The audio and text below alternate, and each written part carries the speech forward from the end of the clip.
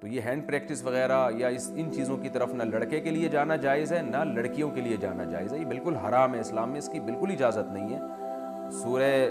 قد افلح المؤمنون میں بھی اللہ نے حکم دیا، اور سورہ معارج میں بھی کہ الا علی ازواجہم، کہ مرد اپنی بیوی کے علاوہ اور عورت اپنے شوہر کے علاوہ کسی تیسرے راستے سے اپنی خواہش پوری نہیں کر سکتے، نہ ہاتھ کے ذریعے نہ کسی اور ذریعے سے۔ تو اور حضرت عثمان ابن مظعون رضی اللہ تعالیٰ عنہ، یہ بھی صحیح حدیث ہے، فرماتے ہیں ہم سفر میں ہوتے تھے، بیویوں سے دور ہوتے تھے، تو ہم پہ عورت کی جدائی بہت شاق گزرتی تھی، اپنی شہوت پہ کنٹرول کرنا بہت مشکل تھا۔ ہم نے نبی سے اجازت مانگی کہ ہم اپنے آپ کو کسی طرح خصی کر دیں، نامرد بنا دیں،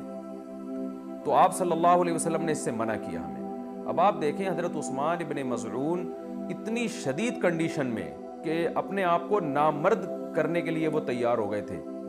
فرمایا، حدیث کے الفاظ ہیں، لو اجازنا لاختصینا، اگر نبی ہمیں پرمیشن دے دیتے تو ہم اپنے آپ کو نامرد کر دیتے، یعنی ہمیشہ کے لیے نامرد ہو جاتے۔ تو اس قربانی کے لیے بھی حضرت عثمان ابن مظعون تیار تھے کہ اتنا خطرہ تھا ان کو، لیکن نہ انہوں نے نبی سے پوچھا کہ کیا میں ہاتھ سے اپنی خواہش پوری کر سکتا ہوں، نہ نبی نے ان کو بتایا کہ تم یعنی ہاتھ کے ذریعے مجبوری میں اپنی خواہش پوری کر لیا کرو، نہ نہ نہ نہ، نبی نے ان کو بھی حکم دیا ایسے موقع پہ، تزوج الودود الولود فانی مباہی بکم الامم، محبت کرنے والی عورت سے اور اولاد جننے والی عورت سے نکاح کرو، میں تمہاری کثرت پہ قیامت کے دن فخر کروں گا۔ تو آپ صلی اللہ علیہ وسلم نے بزبان حال بتا دیا کہ یہ جو اللہ نے تم پر، مرد پر اتنی شہوت مسلط کی ہے، خواہش مسلط کی ہے، اس کی وجہ یہ ہے کہ اللہ نسل چاہتے ہیں کہ مرد اور عورت کا ملاپ ہو۔ تو مرد اور عورت کو ایک دوسرے سے دور رہنے کے لیے پیدا نہیں کیا ہے، ملاپ کے لیے پیدا کیا ہے۔ تو اس لیے ملاپ کی ایک ناجائز قسم ہے، ایک جائز ہے۔ ناجائز ہے گرل فرینڈ بوائے فرینڈ، یہ حرام ہے۔ ولا متخذاتی اخدان، ولا متخذی اخدان قرآن کے الفاظ ہیں، کسی لڑکی سے تمہیں دوستی کی اجازت نہیں ہے۔ اور جائز طریقہ کیا ہے جو سورہ مومنون میں اور سورہ معارج میں اللہ نے بیان کیا، الا علی ازواجہم، کہ اپنی بیوی بنا کے اپنی خواہش اس سے پوری کرو،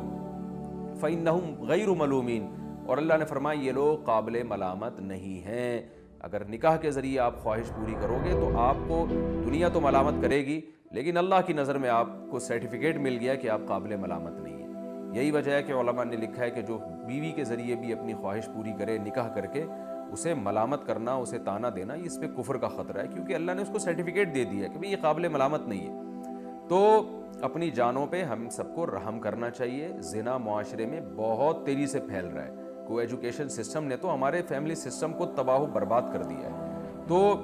اللہ میاں نے جو اجازت دی ہے، الا علی ازواجہم او ما ملکت ایمانہم، اور کیا فرمایا، فمن ابتغى وراء ذلک، جو نکاح کے علاوہ، اللہ نے ذالکہ جو ہے نا اس میں اشارہ ہے، ہاتھ سے اشارے کے وقت یہ ذالکہ کا لفظ استعمال کیا جاتا ہے، گویا اللہ نکاح کی طرف نا، بیوی کی طرف اشارہ کر کے کہہ رہے ہیں کہ اس کے علاوہ کوئی اور راستہ اگر تم نے اختیار کیا، یہ کیوں گویا ہاتھ سے اشارہ کیوں؟ پتہ چل جائے بس یہی حلال ہے، ہینڈ پریکٹس حلال نہیں ہے تمہارے لیے، اسی طرح کسی اور راستے سے اپنی خواہش پوری کرنا حلال نہیں ہے تمہارے لیے۔ اس لیے اللہ نے بتایا صرف یہ بیوی ہے، صرف یہ ہے، اس کے علاوہ کوئی بھی راستہ اختیار کرو گے فَأُولَئِكَ هُمُ الْعَادُونَ، یہ لوگ اللہ کی حدود کو توڑنے والے ہیں۔ تو یاد رکھیں کسی مفتی کے فتوے کی بیس پہ یا کسی اسکالر کے فتوے کی بیس پہ یہ